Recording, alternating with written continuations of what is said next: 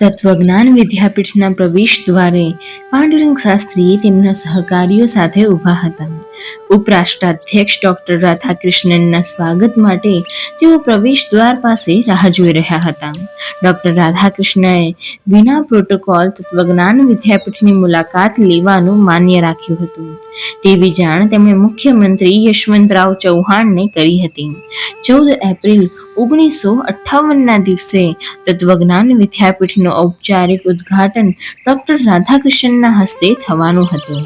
એ કાર્યક્રમ પછી તેઓ સમિટ કોન્ફરન્સ માટે રવાના થવાના હતા. ત્યારે ફરી પ્રોટોકોલની સરકારી યંત્રણા કાર્યરત થવાની હતી. પણ તત્વજ્ઞાન વિદ્યાપીઠની મુલાકાત દરમિયાન પ્રોટોકોલ યંત્રણાનો અમલ ન કરવાનો સ્પષ્ટ આદેશ ડોક્ટર રાધાકૃષ્ણએ મુખ્યમંત્રીને આપ્યો હતો. એ આદેશનો અમલ મુખ્યમંત્રીએ કરવાનો હતો. તેથી એક પણ પોલીસ અધિકારીએ વિદ્યાપીઠમાં પ્રવેશ કર્યો નહોતો. કેમ કે એક તત્વચિંતક તરીકે ડોક્ટર રાધાકૃષ્ણન તત્વજ્ઞાન વિદ્યાપીઠની મુલાકાતે આવી રહ્યા હતા. તેથી સરકારી સુવ્યવસ્થાની શૃંખલાઓ વિદ્યાપીઠની બહાર જ રાખવામાં આવી હતી. પ્રવેશ દ્વાર પાસે ઉભેલા પાંડુરંગ શાસ્ત્રીના મનમાં ત્યારે વિચારોનું તૂફાન ઉમટી રહ્યું હતું. જાપાનથી પાછા ફર્યા પછી તેમણે એ મહાન પ્રભુ કાર્યનો ખરા અર્થમાં પ્રારંભ કર્યો હતો. આ વૈશ્વિક કાર્યનો પ્રારંભ કરવા માટે ત્યારે તેમની પાસે ન તો ધન સંપત્તિ હતી કે નહોતું કોઈ વડીલોનું પીઠબળ. તેથી તેમની નજીકના પરિચિત લોકો તેમને ફંડ ઊભું કરવા માટે સતત આગ્રહ કરતા હતા. પૈસા સિવાય કોઈ કાર્ય કરી શકાય નહીં એવી વ્યવહારિક સલાહ તેઓ આપતા. પાંડુરંગ શાસ્ત્રીને સતત એવા પ્રતિકૂળ વિચારો સાંભળવા મળતા. છતાં તેઓ ધીરજપૂર્વક તેમનો સામનો કરતા હતા. તેઓ કોઈ પણ બાબતનો પૂરેપૂરો વિચાર કરીને જ નિર્ણય કરતા. તેને તેઓ મક્કમતાપૂર્વક વળગી રહેતા. તેમાં ક્યારેય પણ ફેરબદલ થતો નહીં. મન પણ વિચલિત થતું નહીં. તેમના વિચારો પર બીજાના વિચારોનો પ્રભાવ પડતો નહીં. ગમે તેવી પ્રતિકૂળ પરિસ્થિતિમાં પણ તેઓ પોતાના વિચારો સાથે બાંધછોડ કરતા નહીં. પરમાત્માની પ્રેરણાથી તેમને જે કંઈ સ્ફૂરતું તેમાં કોઈ પણ રીતે ફેરબદલ કરવા તેઓ જરાય તૈયાર થતા નહીં. તેથી જ આખું જગત જ્યારે પ્રતિકૂળ મત વ્યક્ત કરી રહ્યું હતું ત્યારે તેઓ પોતાના નિર્ધાર પર વધુ મક્કમ થઈને ઊભા રહ્યા હતા. સતત પ્રતિકૂળ સૂર સંભળાતા હોય ત્યારે સ્વાભાવિક છે કે મન દુઃખી થાય, વ્યથિત થાય. પણ એ માનસિક તણાવ સહન કર્યા સિવાય તેમની પાસે ત્યારે બીજો રસ્તો નહોતો. આમ ગત સમયની ઘટનાઓનો વિચાર કરતા તેઓ પ્રવેશ દ્વાર પાસે ઊભા હતા. ત્યાં જ થાણે તરફથી આવતા રસ્તા પર તેમને મોટર ગાડીઓનો કાફલો આવતો દેખાયો. એ આવ્યા એ જ છે એવી ગુપસુપ તેમની આસપાસ થવા લાગી. થોડી વારમાં એ કાફલો તત્વજ્ઞાન વિદ્યાપીઠના પ્રવેશ દ્વાર સામે આવીને ઊભો રહ્યો. કાળા રંગની એક એમ્બેસેડર કારમાંથી ડોક્ટર રાધાકૃષ્ણન બહાર નીકળ્યા. તેમના વ્યક્તિત્વને અનુરૂપ જ તેમનો પહેરવેશ હતો. ગળાબંધ સ્વચ્છ સફેદ કોટ, સફેદ ધોતિયું, પગમાં કાળા બૂટ અને માથે દક્ષિણાત્ય પદ્ધતિનો સફેદ સાફો.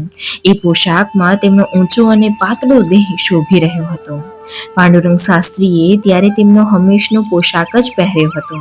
ખાદીનું પહેરણ, સફેદ ધોતિયું, કાળી ફ્રેમના ચશ્મા અને માથે ગાંધી ટોપી. એમની એ વેશભૂષામાં કંઈ ફેરફાર થયો નહોતો. પાંડુરંગ શાસ્ત્રીએ આગળ વધીને ડોક્ટર રાધાકૃષ્ણનનું સ્વાગત કર્યું. ડોક્ટર રાધાકૃષ્ણએ હાથ જોડીને કહ્યું, આપને મળીને મને આનંદ થયો.